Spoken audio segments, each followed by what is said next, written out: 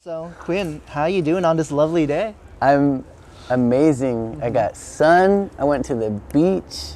I found some good poke. I think I did it all. Yeah. Yeah. Okay, I'm a big fan of poke, but I'm wondering, how's the poke in like Alaska? All the fish is A+. It's like, come to us to eat seafood. I bet. Yeah. I'm jealous. Salmon, king crab, tuna, oysters. That sound good. We got it all fresh. Wow. Yeah. And so, currently you're on tour, and this isn't your first tour, correct? No. This is my first tour in a long time, though, Yeah. since the pandemic. Yeah. And, you're originally from Alaska, which is crazy because believe it or not, I've never interviewed anyone from Alaska before. What? Yeah, I know, shocker, huh? I love that. You know why? It's hard, like, for Alaskans to get out. It and is. Get into the thing that is this music industry, and like, yeah, I'm proud to rep. Yeah. Alaska. I mean, there's some notable Alaskans, but I think there's Yeah. like very like few and far. Who's your favorite? Alaskans? Yeah. Off the top of my head, I would probably just say I think probably Portugal the Man. Nice. Hey, Nice. you actually We opened for toured them in with a fair, them. right? You Yeah. toured with them, yeah. Yeah. That's sick. Yeah, they're great. And so I know, like, when your first tour, even before that, did you travel outside of Alaska, or was that like your first time when you went on tour? When I won the Tiny Desk contest in 2019, they took us on tour, and that was my first tour. I had never played music anywhere but home. And that's kind of what I wrote Loaded Gun about, was like, I thought I was never going to go on tour, and I kind of talked myself out of it during the bridge, and then week after I wrote that song is when I won Tiny Desk. And then I was going on tour, and it was like I was speaking something into existence. Yeah, I mean, you will then. Look at you now. Yeah. And so, yeah, you toured in 2019. You're currently touring now. And I'm wondering, how did it feel like I guess, like, going to all these new states? Because, I feel like they're all pretty different from Alaska. Yeah, it feels good. It feels really cool to see. Wait, we might have to pause because of the train. At least it's a nice backdrop. No, it feels really good to get to play in different cities and see different art scenes and communities, and yeah, kind of play music almost every night, because this is something I've never done. I've never played music so frequently, on a microphone. Yeah. Yeah, it's amazing. Okay. And you're originally from Alaska, correct? Born and raised, Born yeah. and raised.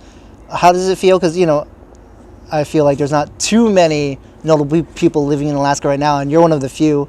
So are you kind of like a local celebrity, or what's it like? Do people or are you well known in Anchorage, or I'm curious. I'm not sure. You have to ask Anchorage. No one's ever stopped you on the street in Anchorage, like, big fan of your music? Yeah, they have. Actually, I get a lot of love from my town. It's really nice. Go to the local bread shop, run into friends, and yeah, it's really, really cool. Okay. Speaking about bread real quick, I heard before tour, you got into cooking and baking. Yeah. What would you say is like your best dish? Oh my gosh. My best dish?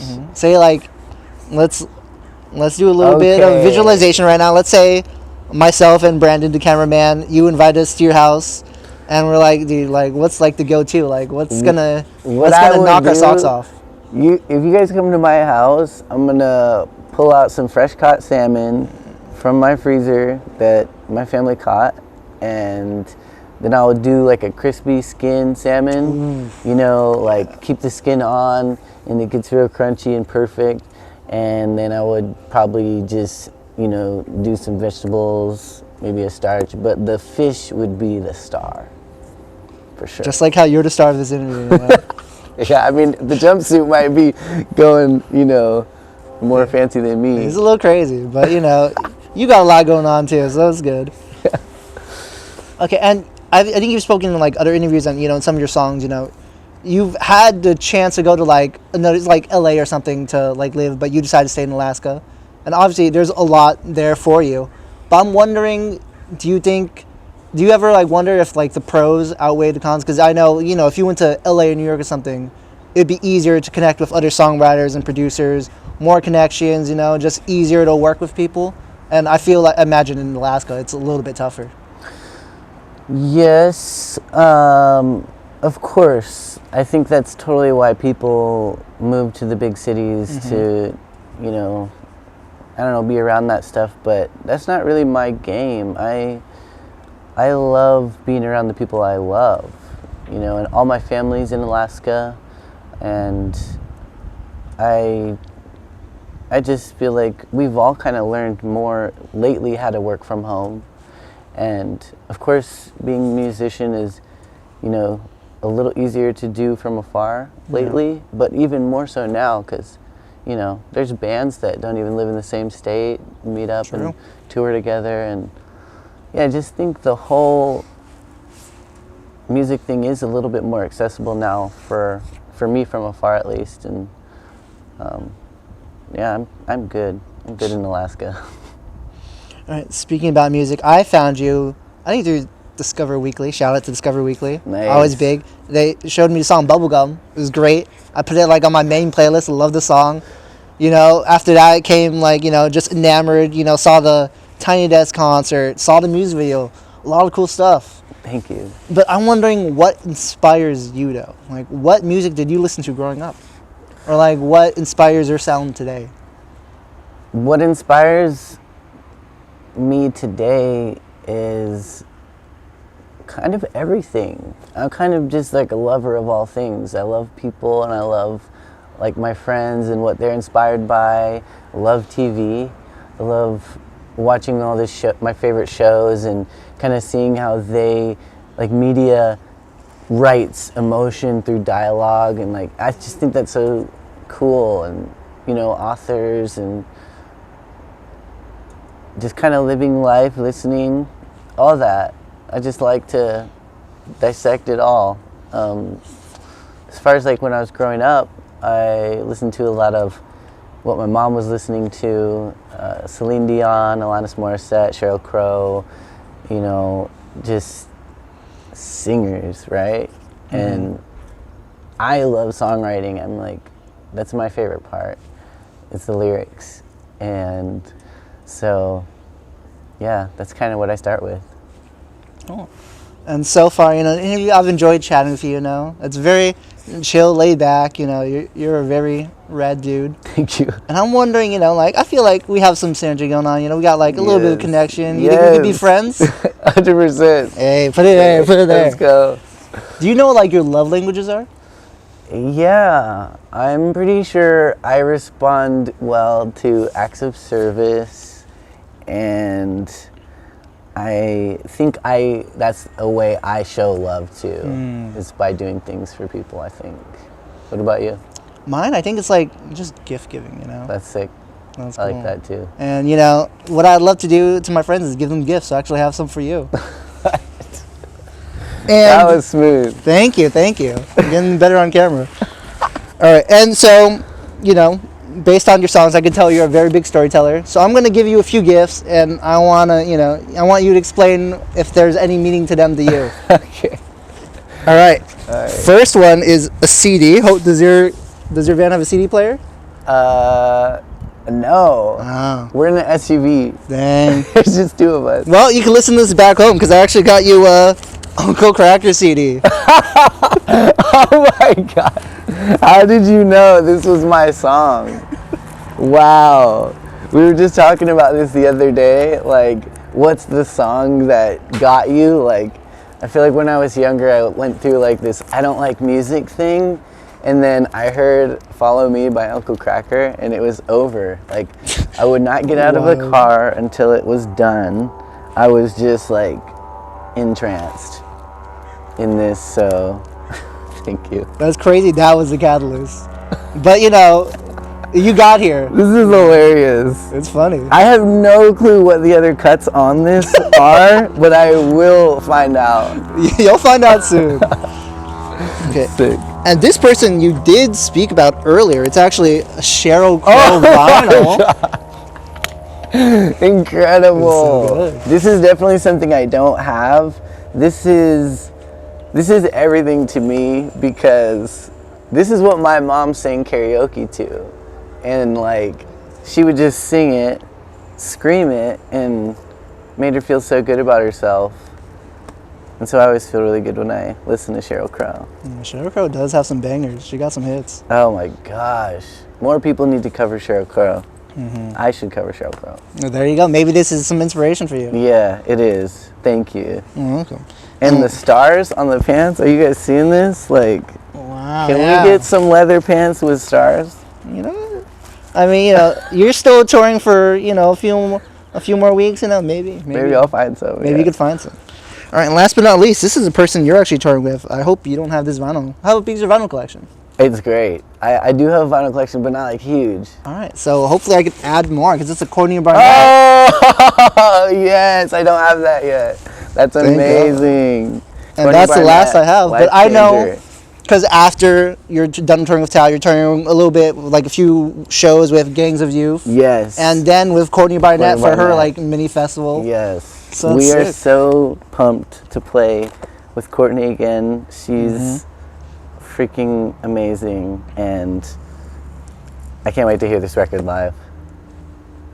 It's gonna be good. Because last time we played a couple shows with her, she was still the three-piece, and now she's got another person in the band, and I mean, yeah, I'm just gonna be blown away. So, thank you so much. You're welcome. I'm glad. You hit it, dude.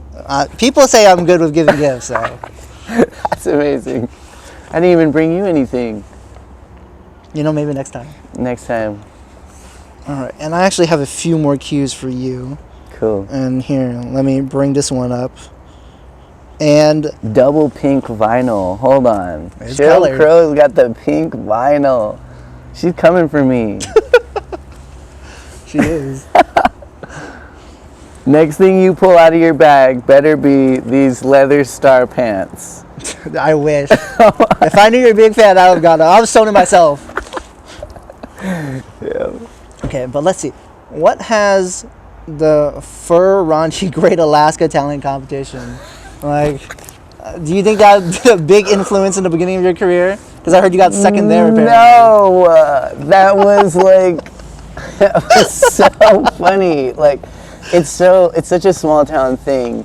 Ferrandi is totally, our like winter festival, and nobody's there. It's basically like an open mic kind of competition, which is so wholesome.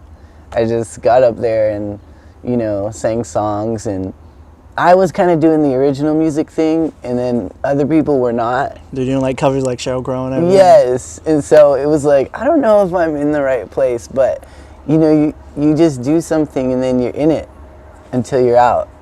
And yeah, I lost to a woman who killed Purple Rain, so I'm not even mad That's fair about then. it. That's fair. Yeah. Okay. And then before your career as a musician, you've had jobs as, I think, like as counselor, and you've done like some labor work. Yeah. Do you feel like any of those skills you did back then helped you like translate for your new job as a musician? Of course. Like, we learn things at everything we do, I mean, being a counselor for the youth was probably one of my favorite jobs. That's what I did right before I was touring too much and I had to make the choice, one or the other. And yeah, I think about those kids all the time. I get messages from them too, kind of letting me know they're doing good and everything. So yeah, I hold on to that for sure. Okay. And obviously you're big on the family, your tattoos, you have. That's my grandma's name. Grandma, huh? Yeah. Okay, let's talk about one of your other old relatives too. I heard a very old relative of yours won like Miss Alaska. Really? Yeah, back in the 1950s. Oh my gosh. Who? I'm like not remembering that. Ask your dad. Ask my dad.